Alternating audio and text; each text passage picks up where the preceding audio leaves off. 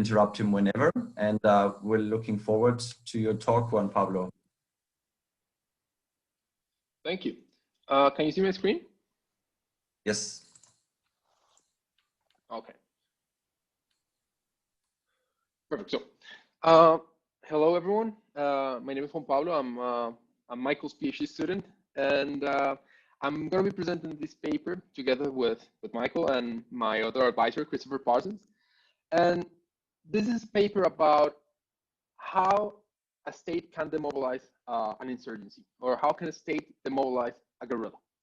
In this case, we're going to take a look at the case of the Colombian Revolutionary Armed Forces, the FARC, and how the government airing short messages during the games of the national football team was able to bring soldiers back from the jungle and reintegrate them back into society. Okay. We do this by exploiting two things. We exploit the intertemporal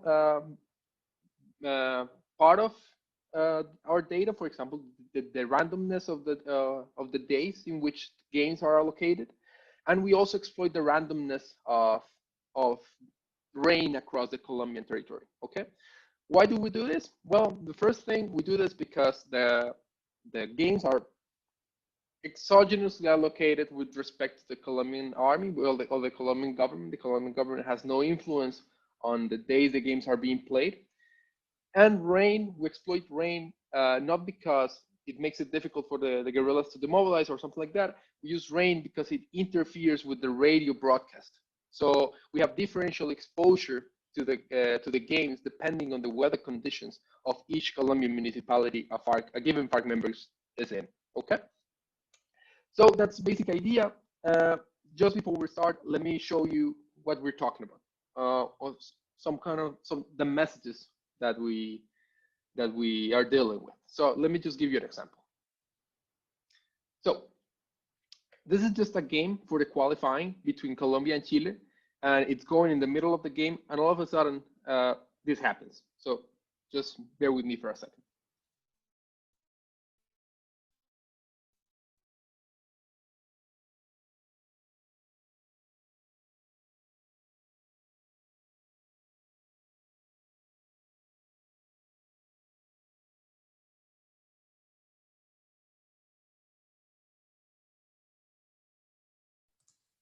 I think you're actually muted for some reason.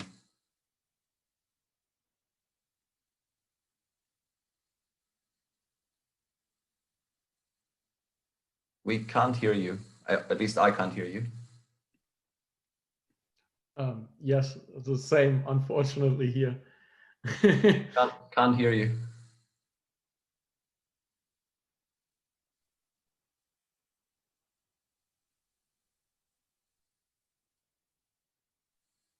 Can you hear me now? Yes. Okay. Sorry about that. So as I was saying, as you can see, the game is going about. It's just a normal game, and all of a sudden the broadcast stops. The commentator gives an announcement, and the announcement is an invitation for the rebels to demobilize and to come back to society. So this happened for a bit over a decade, from 2005 over till 2016, and it happened in every game of the national team. Okay, so our idea, well, when I first saw this, I didn't think much of it, but as time goes on and you start, well, as a Colombian, you start watching every game of the national team, this kind of messages start piquing your interest, and at some point you wonder what's the effect of this thing. Okay, are they effective, and if they are, why are they effective? Okay, so this is basically what we're going to study today, like if these messages are effective and why are they effective. Okay, so before starting to get into strategy or whatever, let's just talk about why is this important? Why should we care about this thing? Okay, and the thing is, like 1 in every 5 people on the planet have experienced the hardships of civil conflict. So just in a matter of a scale, 20% of the world has experienced civil conflict at some point or another. And the problem with civil conflict, and it's different with other types of conflicts, is that civil conflict is especially damaging for the social tissue. It not only torn families apart, but it also is very difficult to bring them back together. Okay, so you can imagine if you're fighting your neighbor for the last couple of years, killing each other, you can only imagine how difficult it is to get back into society. Sorry? Okay, I guess it was just a mic going off. You can only imagine how difficult it is to bring this society back together. Okay, so our question with messages is, okay, is there a way to bring people back together? And we're gonna try to understand if propaganda is a tool to that end, to bring people back together and bleed insurgencies out of soldiers. Okay. By the way, this is a real photo of two brothers. One is in the Colombian National Army, this guy, and the other one is a guerrilla fighter. So there are two brothers that ended up fighting each other. So this is a really interesting question on itself. How do we bring these families back together and end the conflict in the process? Okay, so let me just give you a quick crash course on Colombian conflict, just a 5-second thing. The Colombian conflict is basically a political conflict that turned bad. What happened is that a presidential candidate was murdered, Jorge Eliezer Gaitán, and this started a rampant violent period called La Violencia, in which parties and guerrillas were attacking each other. After this happens, a small peasant group decided to form a coalition to defend themselves against these guerrillas, and they ended up becoming what FARC is now. So these are like a communist, Marxist group that defended themselves against the authority. It ended up mutating and becoming a lot of things, but it's not important for our purposes. Okay. So what ended up happening is that they were founded in 1966, and they ended up holding peace talks with the government from 2012 up until 2016, when they finally decided to surrender and sign this peace deal. There's a lot of debate around if this peace deal was successful or not, but again, it's not interesting for our purposes.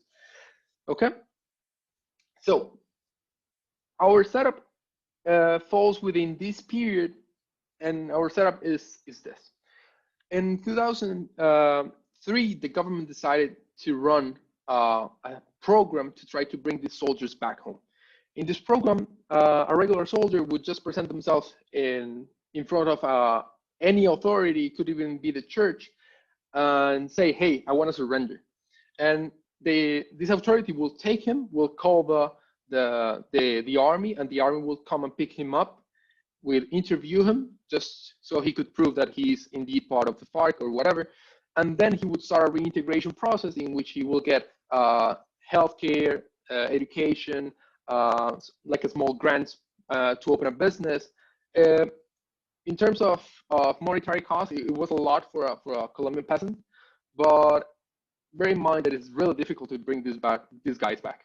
Okay, so what happened? The program started in 2003, but it was not very successful. It was really far from the war-ending tool that the Colombian government envisioned. So what happened is that in 2005, the government decided to start like an information campaign, as they call it, to try to inform the soldiers that this program existed. Okay, so and this information program started in 2005 and ran up until 2016, uninterrupted in a lot of ways. One of the specific ways in which it's run is in the games of the national team, and we pay special attention to these games because we suspect, we have the big suspicion that the soldiers listen to these games. And I'm gonna give you a bit of anecdotal evidence in a bit, but we focus on these games. Okay, and these campaigns are divided in two periods. Okay, the first period, it was a family-related period in which very emotional messages were delivered, very emotional, somber, sad messages were delivered to the members of the FARC, trying to bring them back. And then in 2011, there was a shift in the creative direction of these messages, and the campaigns were taken over by a professional ad agency in which they changed the tone of the messages, and it became more of a let's celebrate the football together kind of thing.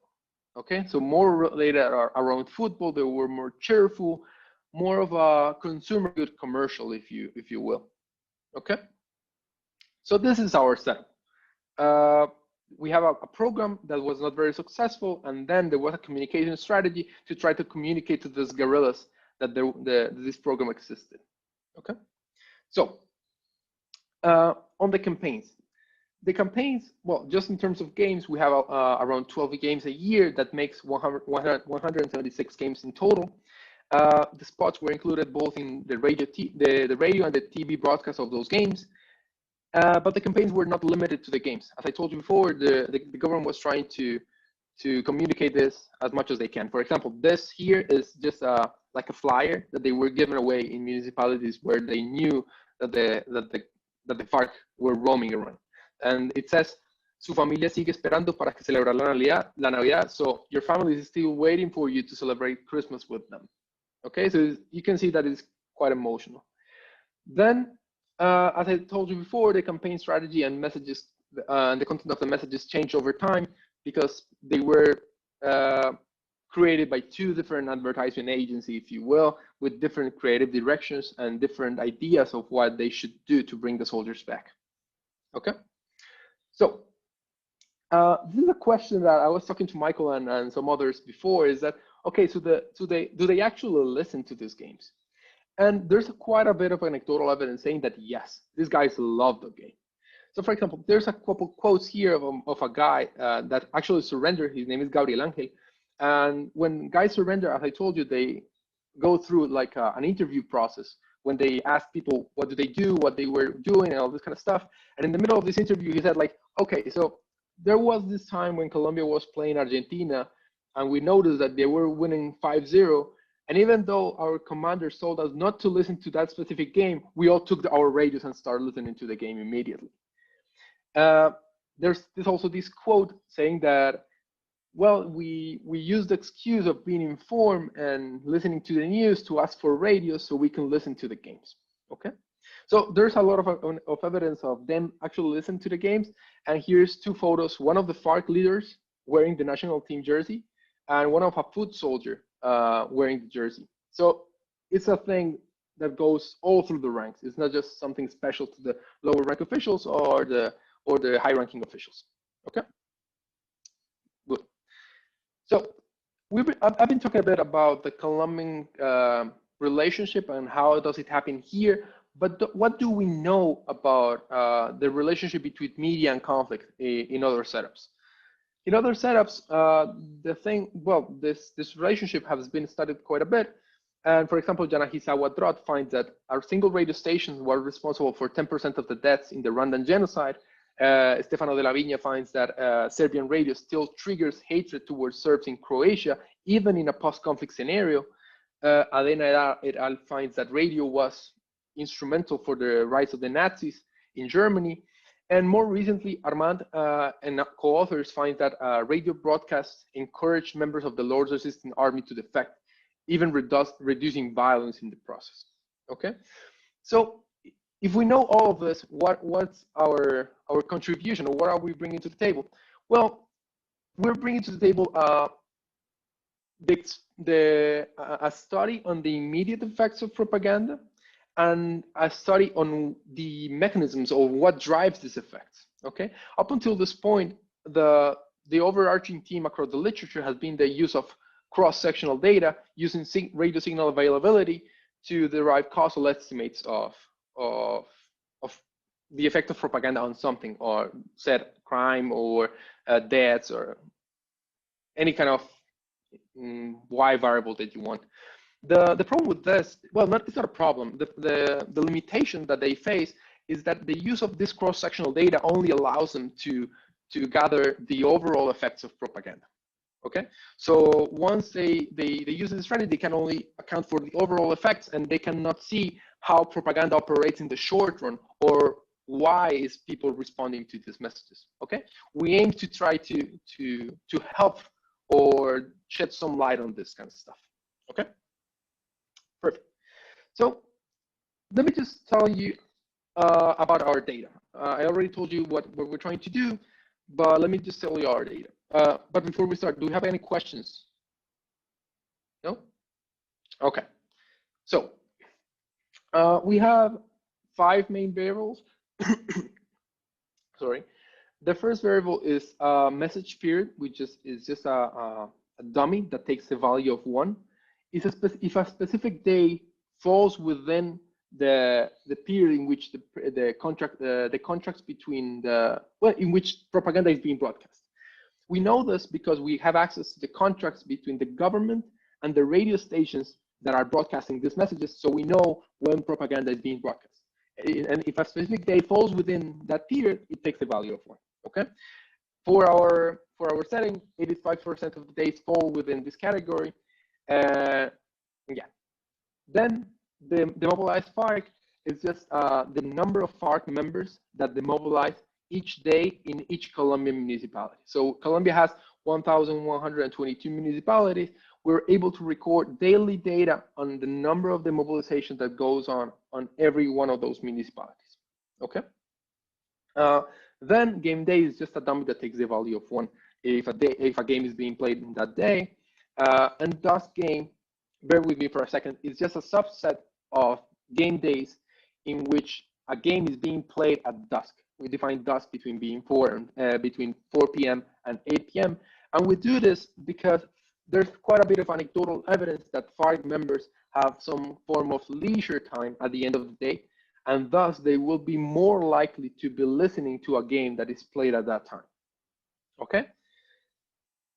Finally, we have a variable called rain, which is just rain measures across municipalities in Colombia. These are satellite images, and we take the based on cloud formation. You know, it's not like actual measure of the rain, but it's a measure of cloud formation that we can derive a measure of rain. Okay, and we have the data every 3 hours for every single Colombian municipality for 16 years.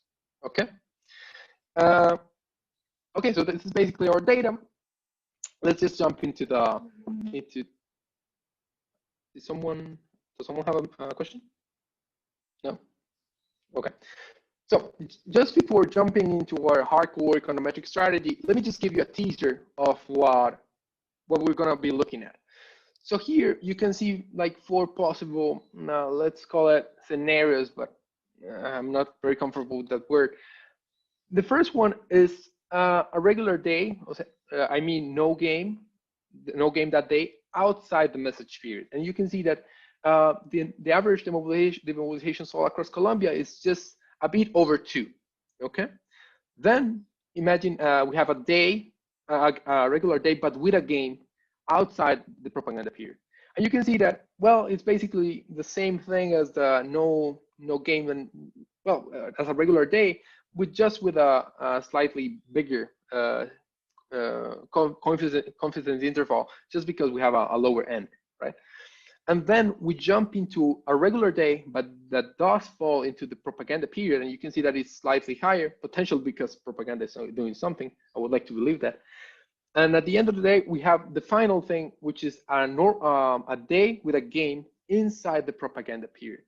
And you can see that the effect, let me just abuse that word for a second, is much higher than the rest. Okay, so this is just a teaser of what's going on, and let's just kind of look deeper into that using proper econometrics. Okay, so as I told you in the beginning of the presentation, we follow 3 strategies, the first one is comparing. Well, it's based on the day of the game, which is just comparing days with messages. Days with games that fall in the propaganda period to games that do not fall in the propaganda period. It's just a simple comparison. Okay. Then we jump into the time of the day and we exploit that leisure time that the FARC had at the end of the day to try to look at the effect when they are more likely to be exposed to a game. Okay.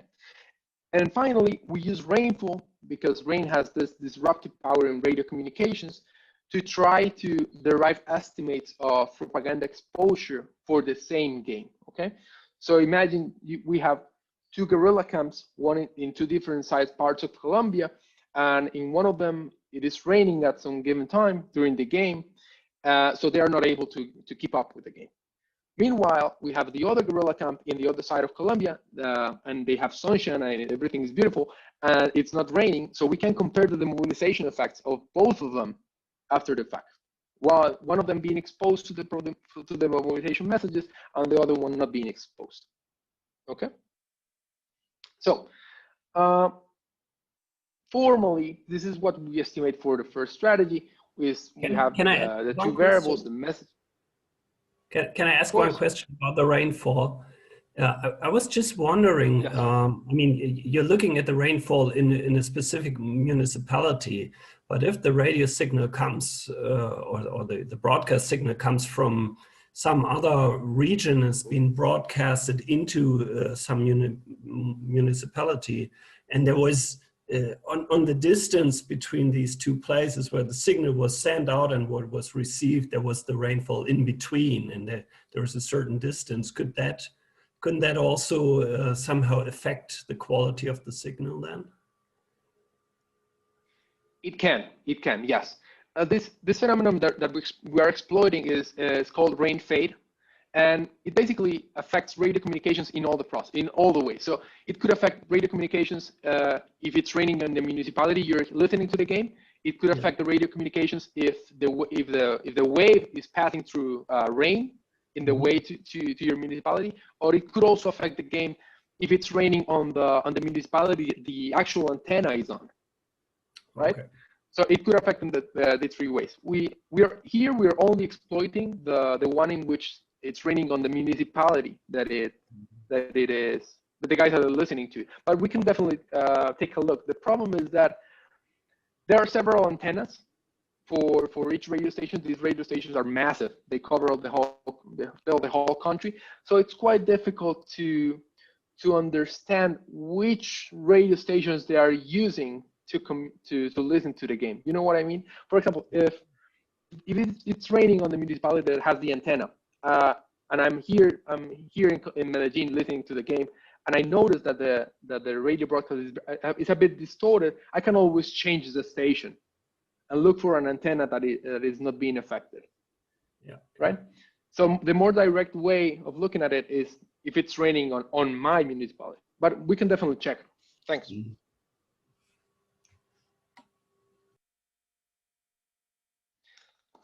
Okay.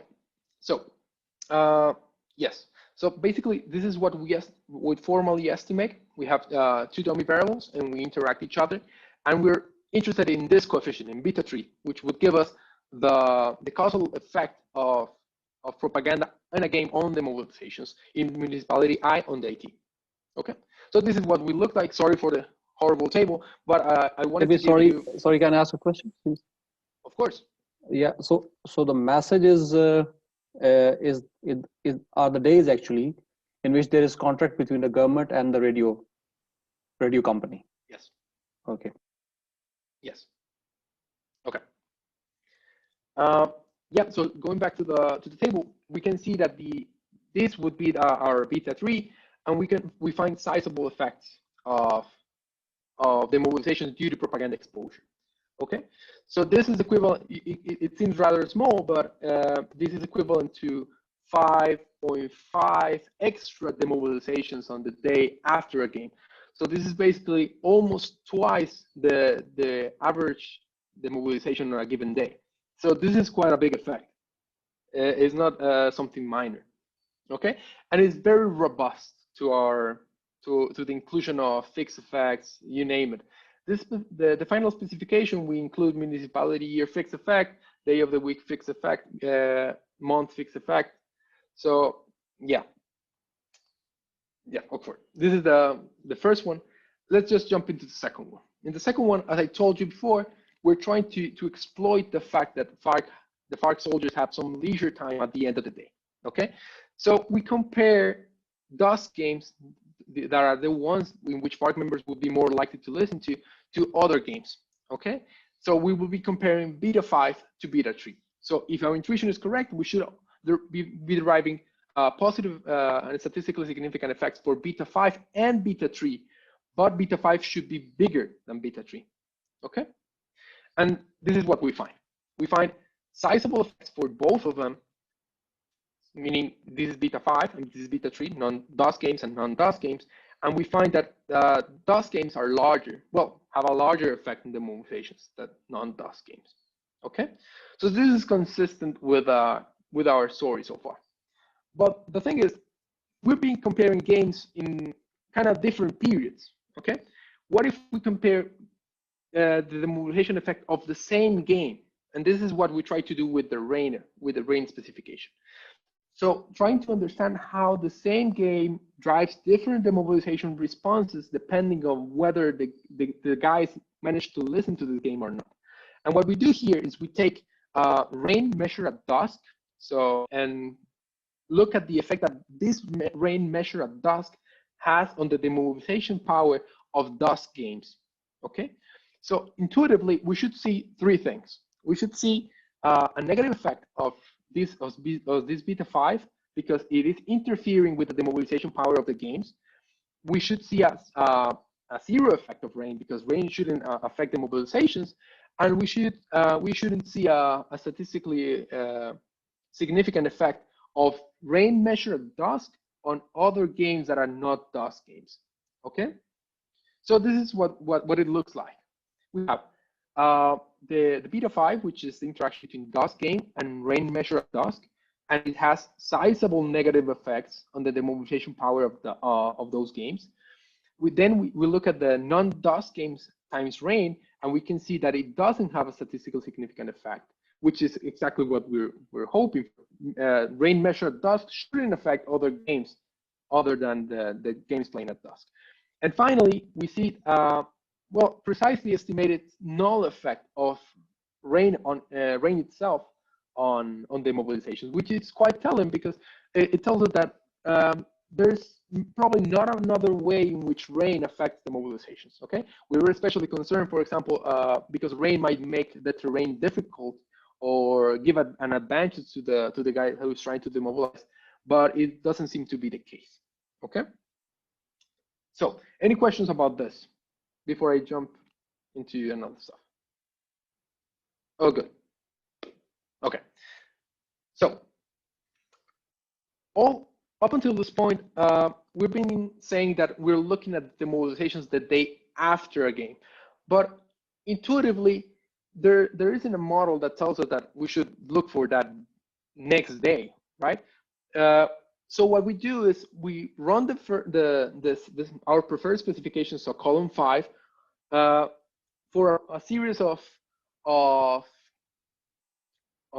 regressions in which the only thing that we change is the time window that we're looking at, and each one of this graph is the result of an entire regression analysis in which the only thing that varies is the time window. So, for example, this one is our the coefficient that you've seen before, and the ones that follow are the ones in which we just change the time window. So day 0 is the day of the game, and we see a dip on the number of demobilizations. We think it is because, well, guys are busy listening to the games, and so they don't demobilize. But then it goes and spikes to the day after the game. We see a huge spike in demobilizations, and it quickly fades away, right? So this is important because of two things. First, it shows us that there isn't an anticipatory effect. They are not waiting for the game to demobilize. It shows us that probably they are listening to the games, and that's why they are not demobilizing. And most importantly, it allows us to understand how propaganda operates short run. That this is something that we haven't been able to see for in previous research. So we can see that it seems to spike rather quickly and fade away also rather quickly. Okay, which is one of our main contributions.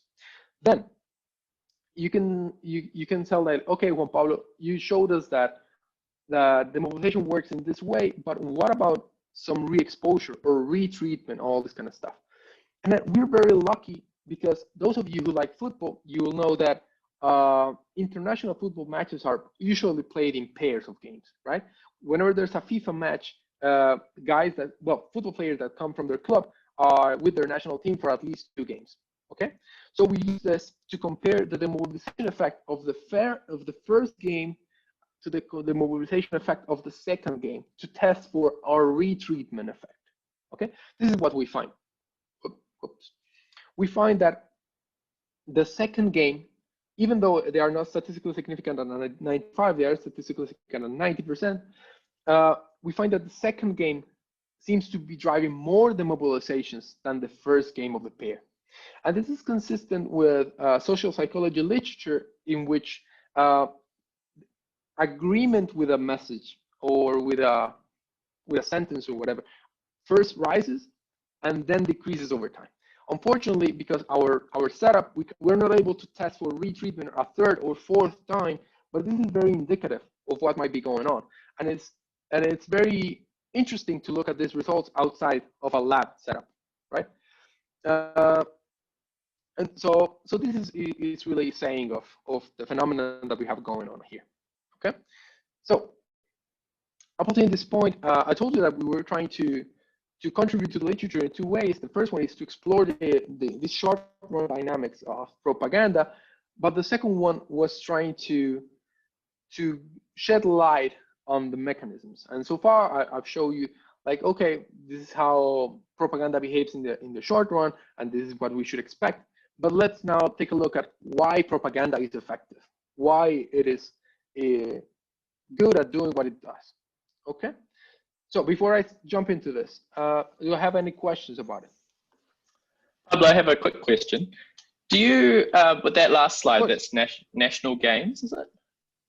The national team playing? Which one? In this slide, are you looking at the national team playing foreign countries? Oh, all of this is national team.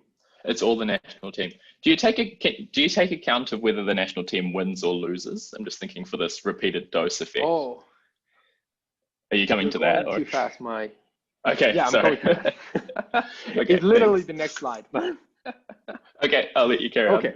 I'd forgotten. I also have another question. Please. Can I?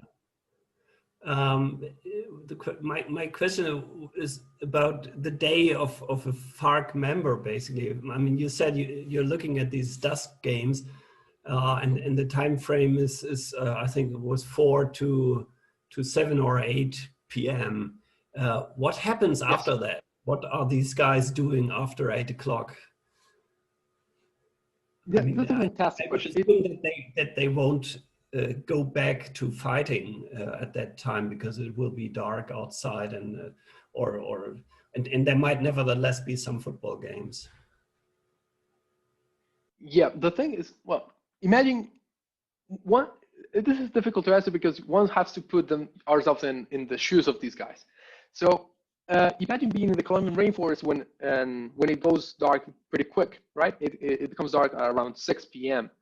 And it's not like in a city where it goes dark and you can still do things. In the middle of the rainforest is pitch dark. You can't do anything. So there's quite a bit of anecdotal evidence saying that FARC members really go to bed early, if you wish, around 8 or 9, just because there's nothing else to do. But there's also quite a bit of anecdotal evidence that the guys who demobilize usually use the night to demobilize because this is safer.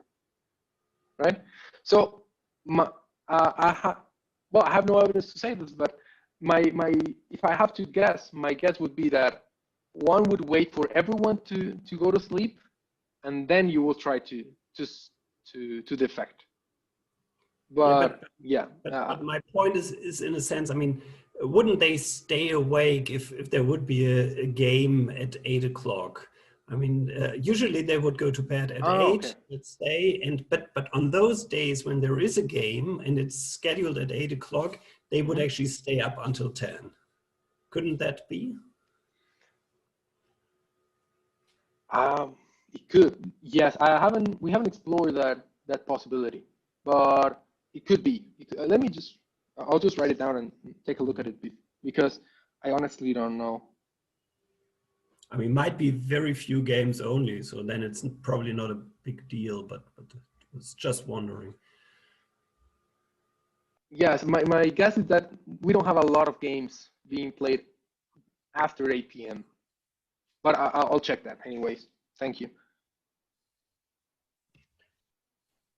Juan, I just had one more question, which just like came to mind when seeing this plot here. I guess you control for it anyhow, but I was wondering for the overall effect that you estimate is, do you consider the day of the game as well in those specifications? Just because it seems like it's a bit of a bounce back, right? So this kind of like, well, we want to watch the game, so I don't surrender on this particular day. So that's, you see the drop, and then you see the increase on the next day. And of course, you see also on the following days. I was just wondering for like the overall effect and like how big the influence is probably interesting to consider, like how much it plays a role that on one day they just don't seem to surrender because of the game. Of course, it's actually a very good question. But if you take a look at this, well, maybe it's not very apparent, but the overall effect, the overall demobilizing effect is still positive and very sizable. For example, we estimate that 17% of the FARC that the messages, that football messages, were able to surrender 17% of the FARC members that signed the peace agreement with the government. So it's quite a sizable effect. The thing is, yes, it's not very easy to imagine and compute the effect over here. But yeah, the overall effect is positive and sizable. Okay, great. Next. So yeah, so what drives this effect? So here we'll take some insights from social psychology and we try to apply them to our setup. So specifically, we take insights from, well, we take two concepts, the concept of persuasion and the concept of intergroup comparability. Okay, so they basically said that a social psychologist and a standard social psychology tells us that a specific message would be more likely to persuade you into doing something if it matters to you. Okay, and of course we know that this is a literal matter of life and death. So of course they care about this message. And the thing is, standard social psychology tells us that if a message matters to you, your emotional state at the moment of taking the decision about this specific message would be evaluated as an extra argument. Okay, so in this case, if one is sad at the moment of taking the demobilization decision, one would consider that sadness around the current state as an argument in favor of the demobilization. Okay, so why am I telling you this? Because we use the quasi-random result of the game, which is totally exogenous to what the FARC is doing, as a primer for the soldier's mood. So what we aim to do is, what we aim to see is that if the Colombian national team is losing, that would indicate or will prime a negative or sad mood on the soldier, and thus we should see an increase on demobilizations. And on the other way around, if Colombia wins and everyone is happy, the soldier should evaluate this win or this positive mood as a contra argument against demobilizations. Okay, so let me just I jumped too soon. This is what I'm telling you about. And what we see is that games that are in which the national team loses have a bigger demobilization effect than games in which the national team wins. And this is just because this is consistent with the standard interpretation of social psychologists, in which sentiments or emotions are evaluated as arguments. Okay, which this is really interesting on itself. But I jump too far ahead. Let's just go back a bit. So you remember that I was telling you that there were two distinct propaganda periods, right? A propaganda period in which the Colombian government appealed to the family side of the soldier, to the family-related messages and this kind of stuff. And there was another period in which the Colombian government appealed to the soldiers' taste for football. Okay, so let me give you just some translations of a message that was run in this first message period. And the translation is, Rebel, your mom is telling you that she's waiting for you at home for you this month of the mother. Demobilize National Ministry of Defense. So you notice how they are appealing to their family side. Okay. Then JP, we have the other type of. Yeah, sure. Okay. We have another type of message that looks at the other type of messages, the messages that are around the soldier's taste for football. Okay, and we test this hypothesis, and what we see is that messages that appeal to the family or to the emotion of the soldier are consistently better at demobilizing soldiers. Okay, so we can see that these emotional messages are really the ones driving our results home, right? They are really the ones bringing soldiers back. Okay, as I told you before, let's just check with this effect that we're finding with another thing. We use holidays as a sort of external thing to look at, and we compare the effect of family-related holidays like Mother's Day, Father's Day, Christmas, to state holidays like the Independence Day, and we find the exact same results. We find that family holidays consistently drive more demobilizations than the state holidays. This is again consistent with the idea that emotion is really the one bringing the soldiers back. And again, well, as I told you before, because I jumped through quick and I forgot the order, games that the national team loses are better at demobilizing soldiers than the games on the national team lose, because well, they trigger this emotional effect. Okay, so taking it all together, we find that we have 3 identification strategies, each one showing that we find sizable effects of the demobilization due to exposure to propagandistic messages, and we contribute to the effects of, well, to our understanding of how propaganda operates in the short run and why it works. Okay. So policy recommendation: oh, please let Colombia win the World Cup. It will be really good for our conflict. And that's it. Thank you so much. Thank you very much, Juan Pablo. Provocative question: if it only has an effect if they lose, wouldn't be a group stage dropout be the best case scenario? Let's just put it this way: we can go up all the way to the final and then lose it, Argentina style. I'm happy if Germany again is the one winning then. Oh, come on, you have 4 already. Leave something for the rest of us.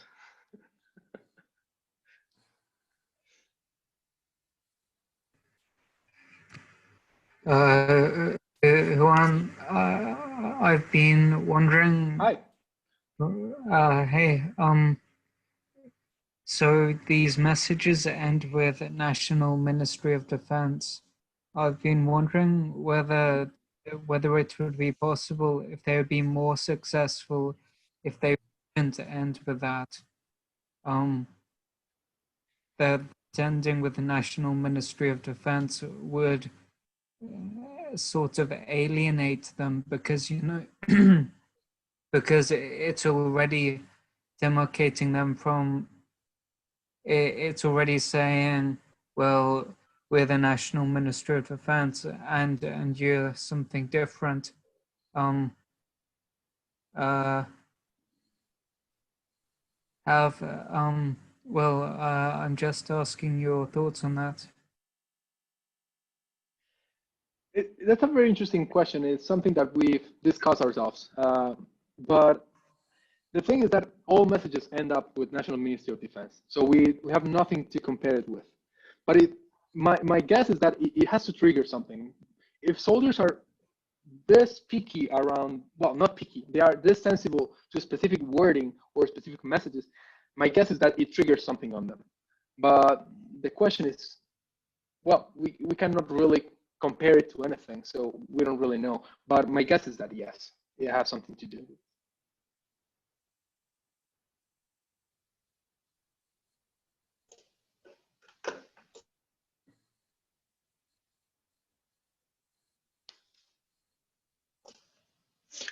Pablo, are the dust games normally more important games? Or? Not really. It also it depends on a lot of stuff. For example, it depends on the tournament you're playing in, whether you're playing as a local or visiting team, well, local or away team, home or away. It also depends on the time difference of the team you're playing against. For example, if you're playing away in Argentina, the broadcast would take into account the 2-hour difference between the two countries. Or if you're playing the Russian World Cup, it would take the whole, you know, it really varies. It doesn't really depend on one person to decide when a game is played or not. Thank you.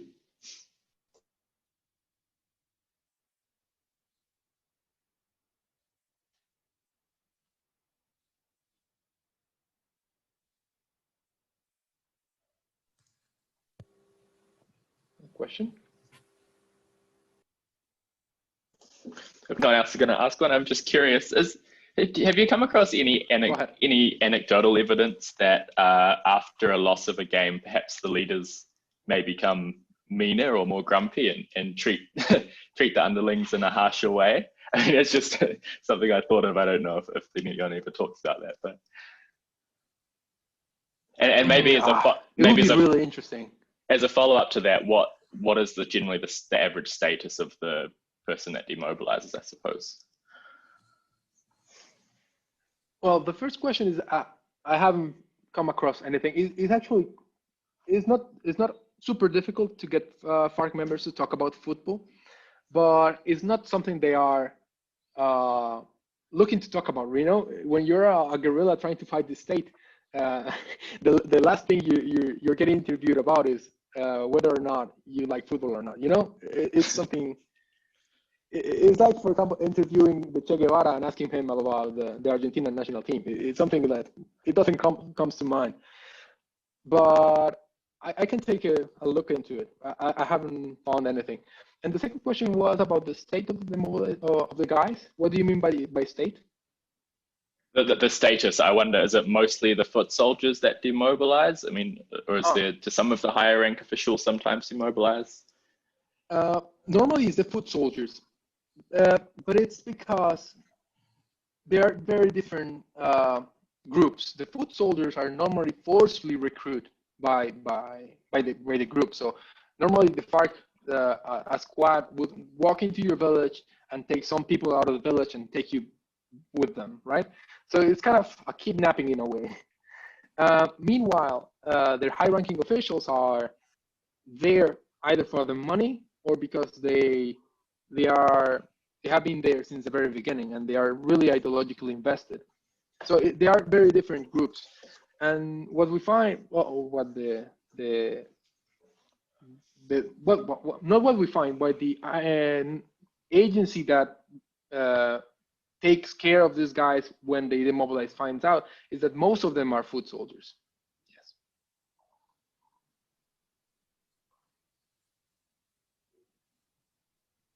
Well, if no one else has another question, I have one more, which is, of course, I wonder about when the soldiers are demobilized, is there some fear of retribution for defection, or are any of the soldiers sort of placed in protection, or do they just go back to their normal lives and hope the FARC doesn't come after them? Is there a fear of that? Or? No, of course. One thing that I didn't mention and I forgot about it, and thank you for asking, is that we're only recording the successful demobilizations, in the sense that we're only seeing the guys that manage to get to the state and tell them, hey, I want to surrender. Because the thing is that if you're trying to this is like the Fight Club, you know, once you're in, you can't get out. So if you try to get out of FARC, they will chase you and they will kill you. So one of the limitations that we have on our data is that the Colombian government is not giving us access to individual level information about these guys, because they know that maybe it's dangerous to give this information away and get these soldiers identified. So there's quite a bit of anecdotal evidence of soldiers trying to defect and getting killed in the process. Yes. Mm. So really, you're really understating your the amount of actual defections is understated. Well, we believe that this, if if what we were interested in is not successful demobilizations, but intended demobilizations, we should be estimating a lower bound of that. Thanks. I don't see Michael very convinced, but No, because I think that effect would then apply to every day and not just after the game. fair enough. But May I ask a question?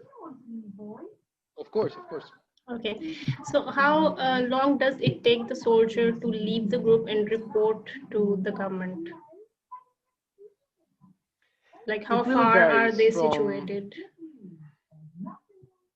It's a really a case-by-case thing, because soldiers could be in a specific municipality just taking care of a specific business, or they could be really deep into the jungle. So and they could take days for them to actually come to the municipality. So it's really a case-by-case thing. So can you differentiate between the soldiers who came from municipality and who came from jungles? Because I'm thinking of it in this way, like it took 1 day for them to defect, 1 day and a few more, like 2 to 3 days, because it was only a short-term effect. I'm not sure about, I don't exactly remember for how many days did the effect last, but it was short-term, as you said. So can it be, like, is it possible that in the game days, they are more likely to escape?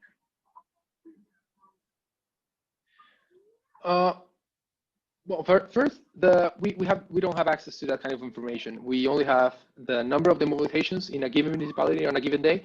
We don't know if they are coming from deep into the rural areas of that municipality or within the municipality itself. So we don't know that. And the second But question, on average, like based on the concentration of the FARC in areas closer to the population and in the jungle, what would be the average number of days it takes a FARC member to report? If you have any idea. Okay, no, you don't. Well, it seems that you don't have it. I don't have a Okay. I don't have a like a data-driven answer to that. But if I'll have to guess, I'll guess that they would be able to demobilize in less than a day. Is that you can cover a lot of distance in a day, or in the next day? Like, okay. I wouldn't think that they will be on the jungle for weeks. If that's Okay. well, I think one concern is the longer you're in the jungle and not reaching one of those points, the more likely you'd be caught by the FARC. My guess would be, although it'd be good to look for anecdotal evidence at least, is that they have to get to one of these places as quickly as possible, which would mean flee in the night and hopefully the next day you reach one of those points. yes, Okay. yes.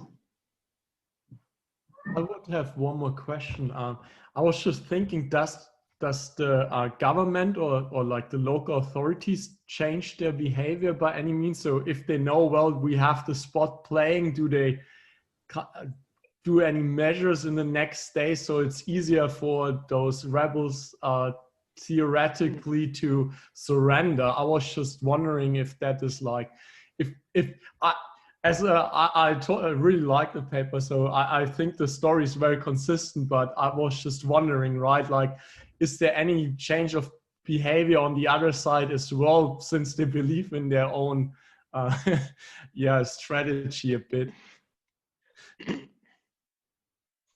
Well, we don't see like a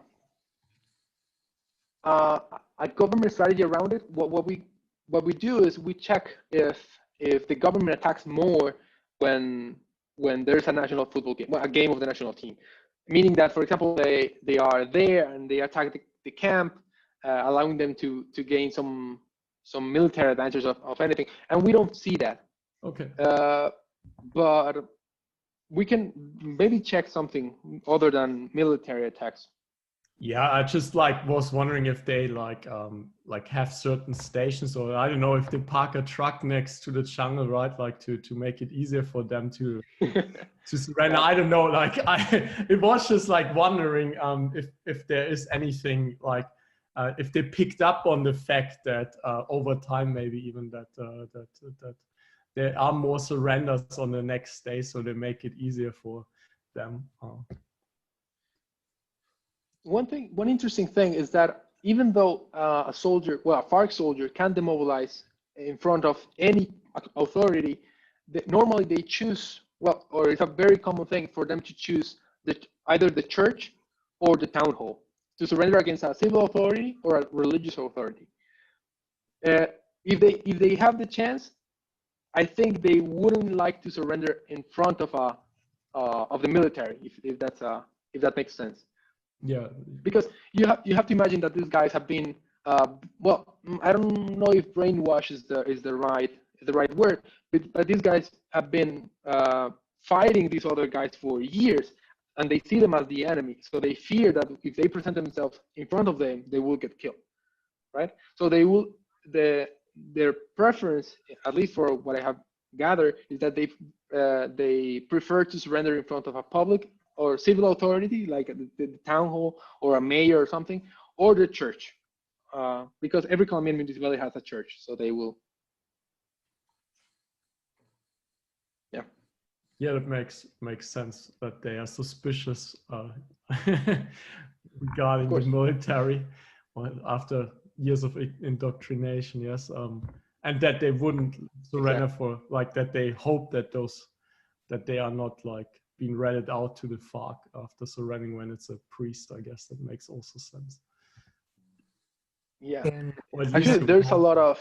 I mean, at least you would hope so, yes.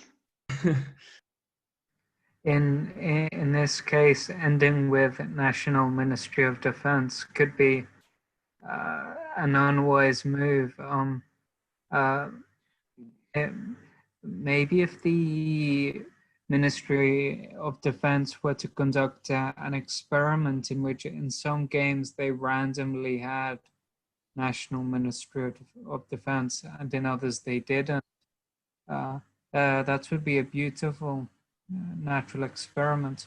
No, not a natural experiment, an actual experiment. Definitely. Is that now? I was listening to this interview of the former chief of the communication strategy of the second campaign, the one around football, and they said something really interesting. They said that their goal was not only to demobilize FARC members, but to regain the Colombian society's trust in the military. So I have no way to proving this, but my suspicion is that these campaigns, at least the second campaigns, they were trying to get the Colombian people to like the government, and in the process of doing that, they lost the demobilization power that they had with the FARC. So my suspicion is that by putting National Ministry of Defense at the end of each message, they were trying to play themselves as the good guys with a broader audience rather than just the FARC members. Yep.